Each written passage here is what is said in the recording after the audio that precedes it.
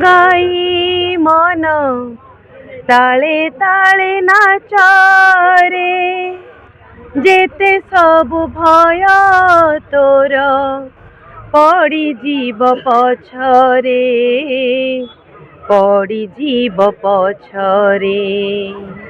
ଜୟ ଗୁରୁ ଜୟ ଗୁରୁ ଜୟ ଗୁରୁ ଜୟ জয় গুরু জয় গুরু জয় গুরু জয় জয় গুরু জয় গুরু জয় গুরু জয়। आज मातृसम्मेलन शेष दिन में माँ पूजा रही आउ ठाकुर आशीष सकाशे माँ आज जो पूजा अर्चना होती विषय जड़े माँ अच्छा नहीं बुझा माँ कौन कहे आज मातृसम्मेलन होती परिसमाप्ति दिन ठाकुर कौन कहे आप? जय गुरु माँ मान को ठाकुर स्वतंत्र आसन देकी माँ मान को धन्य करछंती। से ठाकुर सार्वभौम आरंभ करी जिला सम्मेलन पर्यंत माँ मान गोटे स्वतंत्र अधिवेशन भी रखिंट। आज आ शेष दिन में आमर महिला संघ अनुष्ठित होती। केते खुशी अच्छे यही कार्यक्रम योगदान कर ठाकुर आशीष पाए केते खुशी अच्छे आप? आमे तो बहुत खुशी सबुले माने संघ को सम्मेलन रे आमे जोट थिले भी आसु आज संघ सम्मेलन रे अटेंड करी बहुत खुशी आनंद अनुभव करछु। आम पाखे आउ जणी माँ अच्छे माँ कौन कहे आज मातृ सम्मेलन शेष दिन केते खुशी अच्छे ठाकुर आशीष पाइबा आज दूर दूरांत आसुँचे केते खुशी बहुत खुशी कौन कहे ठाकुर को बहुत माने जिते भी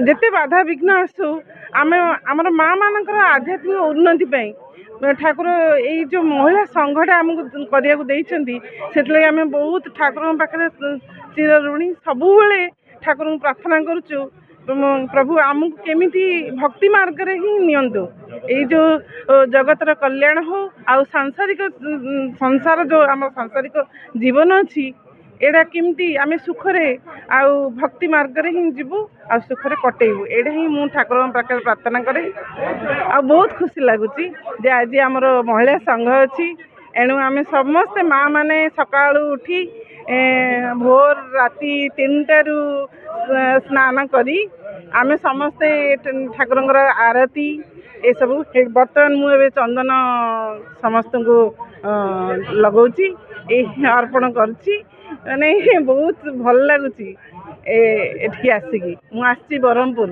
जहाँ माँ कहते खुशी अच्छा आदर्श परिवार एवं संस्कार गोटे मध्यम अटे आउ जड़े माँ अच्छा माँ केते खुशी अच्छा आज जो मातृ पालन है कौन कह?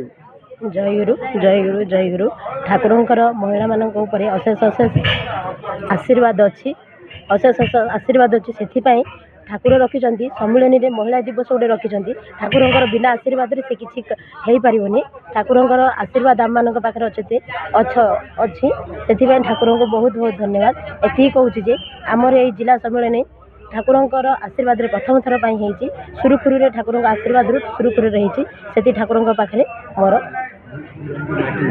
गुरांडी माटी धन्य आम मैंने ये सभ्य होता जो आम भी धन्य हो जाइए। आमर पूज्यपाद महंत हेले स्वामी दिव्यांश सरस्वती महाराज ठाकुर परिव्राजकाचार्य 108 श्रीमोस्वामी निगमानंद सरस्वती परमहंस देव जी के आम संक्षेप में प्राणप्रिय श्री ठाकुर महाराज को आसामंग सारस्वत मठ प्रतिष्ठा करी ठाकुर ये जगत को यही सार्वभौम भक्त सम्मेलन प्रचलन करते तार धारा छोटिया धारा है विभाग भक्त सम्मेलन तार आउटी छोटिया धारा जिला स्तर में जिला भक्त सम्मेलन ये भक्त सम्मेलन पूर्व ठाकुर कथा जाना कहीं सम्मेलन प्रचलन है ना ठाकुर होचन चतुसाधन सिद्ध तंत्र ज्ञान योग आउ भक्ति पथरे तंत्र माने तांत्रिक अवस्था होची प्रारंभिक अवस्था तंत्रटा जेतबेले ज्ञान आवर परिणत हुए ज्ञान ग्रहण करते ज्ञानी माने ही माने 2 नंबर स्टेज को आसती ज्ञान थिले तांको भितर योग करिया आग्रह हुए ज्ञानी लोक मैंने वास्तव में योग करती योगी मैंने ही प्रेमर आस्वादन लाभ करती। तो यही 4टा साधना तंत्र ज्ञान और योग भक्ति 4टा साधनार जे सिद्धि हस्तक सी होती ठाकुर निगमानंद परमहंस देव तांकर अनेक वर्षर त्याग तपस्या फल सद्गुरु मैंने आसती कौन पाई नहीं धरापृष्ठ को माने शुद्ध करने पवित्र करने धरा एवं मर्त जगत रे ये जीव मान को उद्धार करने सद्गुरु मान का आगमन से आसती नहीं संसार करने ये कोठा बाड़ी टंका पैसा रोजगार करने सद्गुरु मैंने आसती जगत को उद्धार करने এই জগତରେ ସମସ୍ତେ ଅପେକ୍ଷାରତ ଖାଲି ପଶୁ ପକ୍ଷୀ ଜୀବଜନ୍ତୁ ଅନେକ ଅଛନ୍ତି ଅପେକ୍ଷାରତ ଆମେ ଖାଲି ମନୁଷ୍ୟ ସମାଜ ନୁହେଁ ସମସ୍ତେ ଅପେକ୍ଷା କରନ୍ତି ସଦ୍ଗୁରୁଙ୍କର କୃପା ପ୍ରାପ୍ତ ପରେ ସେମାନେ କେମିତି ନିଜକୁ ଧନ୍ୟ ହେବେ ଏବଂ ମୁକ୍ତି ପ୍ରାପ୍ତ କରିବେ ସେହି ସଦ୍ଗୁରୁଙ୍କର କୃପା ପାଇଁ ये जो सम्मेलन प्रचलन कर एक बृहत आकार व्यवस्था ये बृहत व्यवस्था है जे आमे केमती एक रु अनेक आमे समस्ते जगत रे विश्व भातृत्व भाव सन्यासी महावाक्य है कौन ना विश्व का कल्याण हो माने विश्व को केमती कल्याण करवा प्राणियों में सद्भावना हो प्रति प्राणी को आमे केमती रक्षा करवा ये हूँ आमर महामंत्र आम जयधुन हूँ सन्यासी से सद्गुरुदेव विचार दृष्टि जड़े व्यक्ति भितर नई व्यक्ति निजक तैयारी करिवो तापर तो परिवार को तैयारी करिवो ता ग्राम को तैयारी करिवो एवं समग्र जगत को से तैयारी करिवो एई जगतर समस्त भितर विश्व भातृत्व प्रतिष्ठा करिया पई बा समस्त भितर ऐक्य भाव आनिया पई एवं एई भारतीय संस्कृति जे सनातन संस्कृति सारा विश्व दरबार रे जे परिचित करिवो जे ए जीवन शैली जे एई प्रकार भारतर अछि जहाँ विश्व मध्य ताको आपणैलानी बा आपणै सारिलानी एवं विश्व रे मध्य एको जानिबे जे भारतीय संस्कृति कौन ना आध्यात्म संस्कृति समस्त किसी लोप पाइले भी आध्यात्मिकता नष्ट हो ना जहाँ जगत रे एक मनीष परी मनीष गढ़ी तोल सी हूँ सम्मेलन एक नमूना से ठाकुर महाराज सम्मेलन प्रचलन कर तार गोटे छोटिया रूप है संघ ठाकुर महाराज संघाधिवेशन ये संघरू सम्मेलन प्रचलन हो सम्मेलन सार्वभौम भक्त श्रेणी तेणु आज आम एठार जो देखुचे गुरांडी जिले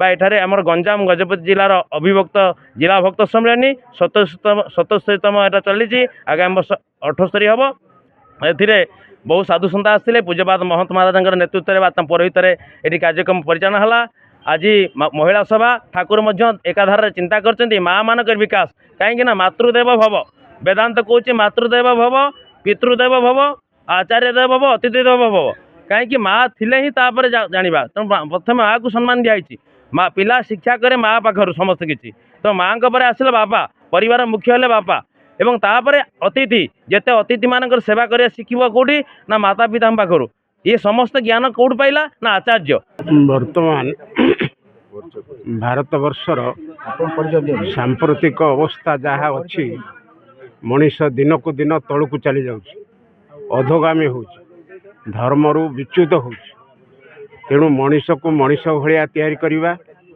धर्म पथरे नवा भल समाज गठन करवा यही उद्देश्य नहीं ठाकुर महाराज श्री श्री ठाकुर निगमानंद परमहंस देव भक्त सम्मेलन प्रवर्तन करथिले ता सर्वभारतीय स्तर में सार्वभौम भक्त सम्मेलन राज्य स्तर में विभागीय भक्त सम्मेलन एवं जिला स्तर में जिला भक्त सम्मेलन एवं से जिला भक्त सम्मेलन अंतर्गत ये गोटे गंजाम गोटे अविभक्त जिला तेणु गंजाम जिले में ठाकुर जिला भक्त सम्मेलन वर्तमान अनुष्ठित होउछि। सम्मेलन उद्देश्य आदर्श गृहस्थ जीवन गठन संघ शक्तिर प्रतिष्ठा भाव विनिमय एवं सनातन धर्मर प्रचार सत शिक्षा विस्तार नारायण ज्ञान जीव सेवा यही उद्देश्य नहीं ठाकुर ये सम्मेलन प्रवर्तन कर। ओम मन्नाथ श्री जगन्नाथ मद्गुरु श्री जगद्गुरु मदात्मा सर्वभूतात्मा तस्मै श्री गुरुवे नमः। जय गुरु जय गुरु जय गुरु। आम गुरांडी सारस्वत संघ तरफ 77तम गंजाम गजपति अभिभक्त भक्त सम्मेलन अनुष्ठित होगा जाऊँगी। यही सम्मेलन आम बहु कष्ट पाइछु। यही सम्मेलन यही गजपति जिलार प्रथम सम्मेलन। यही सम्मेलन रे भक्त संख्या कम थिले मध्य बहु बाधा विघ्न सम्मुखीन होई आमे सम्मेलन को आह्वान करूँ। आई सम्मेलन सुचारू रूपे परिचालना करने आमको बहुत बाधा विघ्न सहवाक पड़ी। आमर गंजाम जिला और गजपति जिलार अभिभक्त भक्तगण आमको बहुत सहानुभूतिर सहित बहुत साहाय्य सहयोग कर आमे तांको निकटरे कृतज्ञ। आउ ठाकुरंकर प्रचार और प्रसार करने सम्मेलन आमे गुरांडी ग्राम रे अनुष्ठित करूँ। ठाकुर जड़े बहुत चारि गुरु को से ये करी चारोटी गुरु को से साधन करी से चारि गुरु प्रथमे तंत्रीय गुरु ଯୋଗୀ ଗୁରୁ ଆଉ ଜ୍ଞାନୀ ଗୁରୁ ଆଉ ପ୍ରେମିକ ଗୁରୁ ଏଇ ତିନୋଟି ଗୁରୁକୁ ସେ ସାଧନ କରିକି ସେ ମନ୍ଥନ କରି ସେ ଆମକୁ ଆମ ନିକଟରେ ସଦ୍ଗୁରୁ ହେଇଛନ୍ତି। ସେ ସଦ୍ଗୁରୁଙ୍କୁ ଆମେ ପାଇ ଆମେ ବହୁତ ଗର୍ବିତ। ଆଉ ହିନ୍ଦୁ ଧର୍ମର ଉତ୍ଥାନ ନିମନ୍ତେ ଆମେ ଏହି ସମ୍ମିଳନୀକୁ ଆହ୍ୱାନ କରିଅଛୁ। ଏହି ସମ୍ମିଳନୀ ସୁଚାରୁ ରୂପେ ଚାଲିବ। ଏହି ସମ୍ମିଳନୀ ବହୁତ ସୁଚାରୁ ରୂପେ ଚାଲିବ ବୋଲି ଆମେ ଆଶା କରୁଛୁ। ଠାକୁରଙ୍କ ନିକଟରେ କୋଟି କୋଟି ପ୍ରଣାମ ଜଣାଇ ମୁଁ ମୋର ଜୟଗୁରୁ ପ୍ରଣାମ ଶେଷ କରୁଛି। ଜୟଗୁରୁ। ପ୍ରତ୍ୟେକ ବିଭାଗର ଅଧୀନରେ ଯେକୌଣସି ଜିଲ୍ଲାରେ ଆହ୍ୱାନ କରାଯାଏ। ସାର୍ବଭୌମ ଭକ୍ତ ସମ୍ମିଳନୀ ସର୍ବଭାରତୀୟ ସ୍ତରରେ ଯେକୌଣସି ବିଭାଗ ମାଧ୍ୟମରେ ନିମନ୍ତ୍ରଣ କରାଯାଇଥାଏ। ଠାକୁରଙ୍କର ପ୍ରବର୍ତ୍ତିତ ନିୟମ ପଞ୍ଚକ ଏବଂ ସପ୍ତ ବିଧାନ ପ୍ରତ୍ୟେକ ଶିଷ୍ୟ ଭକ୍ତଙ୍କ ପାଇଁ ଏହା ଗୁରୁତ୍ୱପୂର୍ଣ୍ଣ। ନିୟମ ପଞ୍ଚକ ଯାହାକି ପ୍ରତ୍ୟେକ ଶିଷ୍ୟ ଭକ୍ତଙ୍କର ପାଳନର ଅବଶ୍ୟ କର୍ତ୍ତବ୍ୟ ଏବଂ ସପ୍ତ ବିଧାନ ତାକୁ ସମସ୍ତ ଶିଷ୍ୟ ଭକ୍ତ ସମଗ୍ର ଭାରତବର୍ଷର ସମସ୍ତ ଶିଷ୍ୟ ଭକ୍ତ ତାକୁ ମାନି ନେଇ କାର୍ଯ୍ୟ କରିବେ। ନିୟମ ପଞ୍ଚକ ପ୍ରଥମେ ହେଉଛି ଆର୍ଯ୍ୟ ଦର୍ପଣ ଗ୍ରହଣ, ଦ୍ୱିତୀୟ ହେଉଛି ମୁଷ୍ଟି ଭିକ୍ଷା ସଂରକ୍ଷଣ, ତୃତୀୟ ହେଉଛି ଅକ୍ଷୟ ତୃତୀୟା ମଠ ଯାହାକି ଆମର ସାର୍ବଭୌମ ସ୍ତରର ପ୍ରଧାନ କେନ୍ଦ୍ର ଆସାମର କୋକିଳାମୁଖ ଜୋରହାଟ ଠାରେ ପ୍ରତିଷ୍ଠିତ ହୋଇଛି। ଏହି ମଠ ପ୍ରତିଷ୍ଠିତ ହୋଇଥିଲା ଅକ୍ଷୟ ତୃତୀୟା ଦିବସରେ। ଏହି ଅକ୍ଷୟ ତୃତୀୟା ଦିବସକୁ ମଠ ପ୍ରତିଷ୍ଠା ଉତ୍ସବକୁ ସମସ୍ତ ଶିଷ୍ୟ ଭକ୍ତ ମହାସମାରୋହରେ ପାଳନ କରିବା ପାଇଁ ଏହି ବ୍ୟବସ୍ଥା କରିଛନ୍ତି ଠାକୁର। ସେଇଥିପାଇଁ ଠାକୁରଙ୍କର ନିର୍ଦ୍ଦେଶ ଅଛି ଏହି ଅକ୍ଷୟ ତୃତୀୟା ଉତ୍ସବକୁ ମଠର ଶ୍ରୀବୃଦ୍ଧି ସାଧନ ପାଇଁ ଆମକୁ ଆର୍ଥିକ ସହାୟତା ପ୍ରଦାନ କରିବା ପାଇଁ। ତାପରେ ଚତୁର୍ଥ ହେଉଛି ଏଇ ଜନ୍ମ ଉତ୍ସବକୁ ଠାକୁରଙ୍କର ଜନ୍ମସ୍ଥାନକୁ ସାହାଯ୍ୟ ପ୍ରେରଣ। ଠାକୁରଙ୍କର ଜନ୍ମସ୍ଥାନ ହେଉଛି ବାଂଲାଦେଶର କୁତବପୁର। ଠାକୁର ଯେଉଁଠି ଜନ୍ମଗ୍ରହଣ କରିଥିଲେ ଆମ ପାଇଁ ଆମ ସମସ୍ତଙ୍କ ପାଇଁ ଏ ସ୍ଥାନ ଅତି ମହାନ ଅତି ଗୌରବମୟ। ତେଣୁକରି ଠାକୁରଙ୍କର ପବିତ୍ର ଜନ୍ମ ଦିବସରେ ଆମେ ସମସ୍ତେ ତାଙ୍କର ସନ୍ତାନଗଣ ତାଙ୍କର ଜନ୍ମ ଉତ୍ସବକୁ ମହାସମାରୋହରେ ପାଳନ କରିବା ପାଇଁ ଆମର ଠାକୁରଙ୍କର ନିର୍ଦ୍ଦେଶ ରହିଛି ଗୁରୁଧାମକୁ ସାହାଯ୍ୟ ପ୍ରେରଣ କରିବା ପାଇଁ।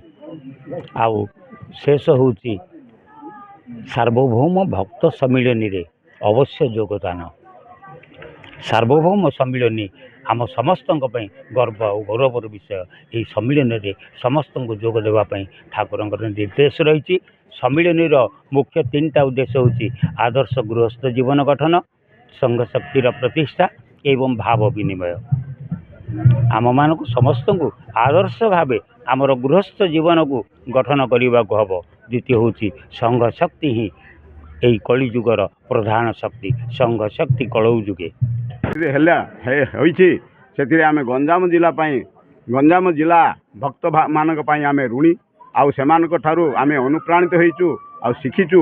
ଗଞ୍ଜାମ ଜିଲ୍ଲା ଭାଇମାନେ ଭକ୍ତମାନେ ମାଆମାନେ ଯେପରି ଆମକୁ ସହାନୁଭୂତିର ସହିତ ଆମମାନଙ୍କ ସହିତ ଆସି ଏଠିରେ ଯୋଗ ଦେଇ ଆମମାନଙ୍କୁ ଧନ୍ୟ ମନେ କରିଛନ୍ତି। ଆଉ ବହୁତ ଆମ ସମ୍ପାଦକ ଭାଇ କହିଲା ପରି ଏଥିରେ ବହୁତ ବାଧାବିଘ୍ନ ସହନ କରି ମଧ୍ୟ ବହୁ ଦୂରରୁ ଆସି ଏଠାରେ ଯୋଗ ଦେଇଥିବାରୁ ମୋ ତରଫରୁ ମୋ ଗୁରାଣ୍ଡି ଗ୍ରାମ ସାରସ୍ୱତ ସଂଘ ତରଫରୁ ମୁଁ ସେମାନଙ୍କୁ ଧନ୍ୟବାଦ ଦେଇ ମୁଁ ସମସ୍ତଙ୍କୁ ତାଙ୍କ ନିକଟରେ ଋଣୀ ହୋଇ ରହି ଆମେ ସେମାନଙ୍କ ଠାରୁ ଶିକ୍ଷା ଲାଭ କରିବୁ ବୋଲି ଏତିକି କହି ମୋର ବାଣୀକୁ ବିରାମ ଦେଉଛି। ଜୟ ଗୁରୁ ଜୟ ଗୁରୁ ଜୟ ଗୁରୁ। ଯାହା ଭାଇ କହୁଥିଲେ ଆଧ୍ୟାତ୍ମିକ ଚେତନା ଜାଗୃତି କରିବା ପାଇଁ ଏହା ଗୋଟେ ପ୍ରୟାସ ରହିଛି। ଗଞ୍ଜାମ ଓ ଗଜପତିର ଏହି ପ୍ରୟାସରେ ଚାଲିଛି ଏହି 3 ଦିନ କାର୍ଯ୍ୟକ୍ରମ। ଏହି 3 ଦିନ କାର୍ଯ୍ୟକ୍ରମରେ ଆଜି ମାତୃ ସମ୍ମିଳନୀ ହୋଇଛି ଏବଂ ଏ ମାତୃ ସମ୍ମିଳନୀର ପରିସମାପ୍ତି ହେବ ଏବଂ ଏକ ସଂସାରକୁ ଭଲ ଦିଗ ମାର୍ଗଦର୍ଶ ଦେଖାଇବା ପାଇଁ ଗୋଟେ ପ୍ରୟାସ ରହିଛି। ଗଜପତିରୁ ବିବେକାନନ୍ଦ ବେହେରା, ରିପୋର୍ଟର୍ସ ଟୁଡେ।